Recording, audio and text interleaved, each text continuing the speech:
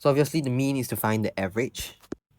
So mean, this is the general formula for mean. Okay, generally is to find the sum of data divided by the frequency of data. We'll explain what it is later on. Okay, so frequency of data basically just means how many times it appears. So question 1, calculate the mean of the numbers below. Okay, numbers here range from 2 all the way to 100. Okay, calculate the mean is very easy. We just need to calculate the total divided by the number of times it occurs. Basically just how many numbers are there. So the mean here, which is to add everything together, basically is just this entire string of numbers copied down here but added individually. Okay, it's very tedious, I know, and we tend to make careless mistakes in these kinds of situations. What I advise students to do in secondary 2 math, when you can finish paper on time, check these kinds of questions, because these kinds of questions are easier to get the marks and also easier to make careless mistakes. So check the numbers that you have added them correctly, okay? Then divided by 9. How do you get 9? 9 by counting the number of numbers. So 1, this is the first number. Second number, third number, fourth, fifth, sixth, seventh, eighth, and 9. This is the 9th number. So you calculate it, okay? So the mean should be 79 over that. Yeah, that's more readable. This is how you write a fraction, right? Yeah. So this is the mean. We have already found it in the previous slide. So notice how most of the numbers in the data set are in 80s, 90s, and 100s. Take a look. 100, 90s, 80s, 90s, 80s, 80s, 80s, 80s, right? But the mean here is 79. Okay, the expected average should be 80 to 100, right?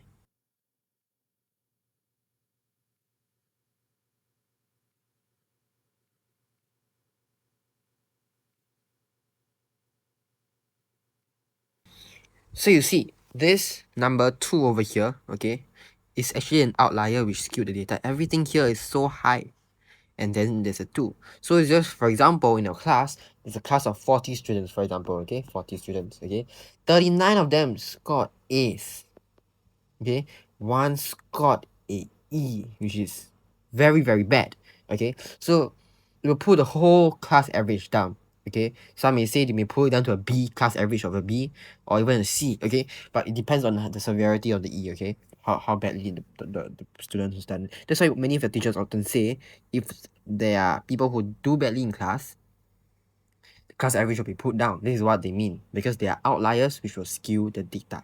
But in this case, it's even more extreme. Okay, I believe in your classes when the exams, right, it's usually, for example, if the paper is out of 40, right, most students maybe, for example, scores 35, then the lower students maybe score around 25 or maybe 26, for example, okay? But in this case, it's really extreme.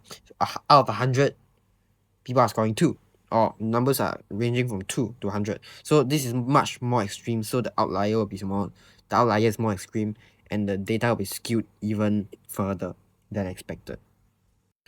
So obviously, with every central tendency, they will come with its own pros and cons. Actually, just one con, one pro and one con.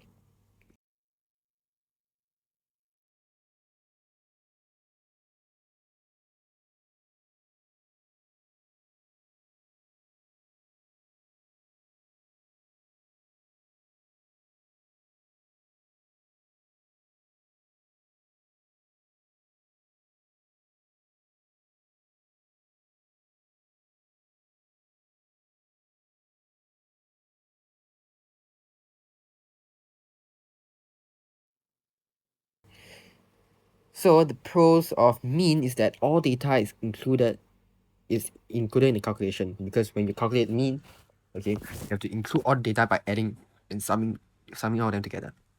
So it's more representative of the data set. Well, later when you learn about median and mode, you will realize that not every number is included in the calculation. And that is what I mean. But again, mean, it doesn't mean that mean is far more superior than mode and median. It just means that it's much more representative and is more appropriate and apt to use in certain circumstances, while mode and median will be appropriate in other circumstances, which we'll talk about it later. And now what is the cons? Cons may be skewed by outliers, okay, which we have discussed previously in the previous example. So one pro tip before you approach such questions is that sum of mean does not mean, okay, this means this equal sign with a dash just means does not, okay, it's supposed to represent this median size is supposed to represent this, okay, does not mean does not equal to the total mean, okay. Let's take a look at this question to exemplify this this pro tip, okay? Data set 1, mean of 5 numbers is 10, okay? Data set 2, mean of another 3 numbers is 15. So what is the mean of all 8 numbers?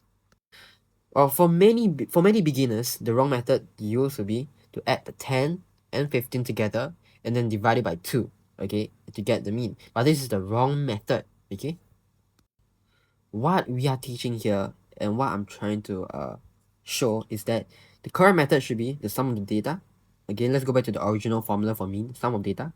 So how do you find the sum of data? You have to find total, because mean again is the average of the 5 datas, right? So you have to times 5. And then 15 is the average of the 3 separate data sets. So you have to times 3 to get the sum. So after you get the sum of the first data set, sum of first data set, and sum of second data set, you add the sum together, because the sum of the sum is basically the sum of everything. Data set 1 and data set 2. Then you find the frequency of data, because the first data set has 5 numbers, second data set has 3. You add them together, they will give you 8. Okay, and then when you divide, you will get this. You derive 11.875. So this is another question, okay? Given that the mean of 25, x 83, 27, 39, y 15 is 29, find the mean of x and y. This question does not require you to find the individual values of x and y, okay? As it is pretty much impossible to do so, given the limited clues given in the question, okay? So in other words, you only can find the mean of x and y, you cannot find the individual. So here's the question, okay? To find the mean, what do you have to do? You have to total 29 times 7 numbers, which will give you 203. Okay, why? Because here there are 7 numbers. 7 numbers here. So just multiply by 7 to give you 29. 203, okay? The sum of x and y, okay, will be 203, which is the total, minus all the different individual values to give you 14. So this is the sum of x and y. So in other words, x plus y will give you 14. Okay, so the mean of x and y, again, what is mean? Formula for mean will be the sum divided by the total number of data. How many data are there? X and y, 2. Okay, 1 x and 1 y. So divide by 2 give you 7. Smash your maths exams. Download Learn Maths Today for real exam questions and achieve top marks.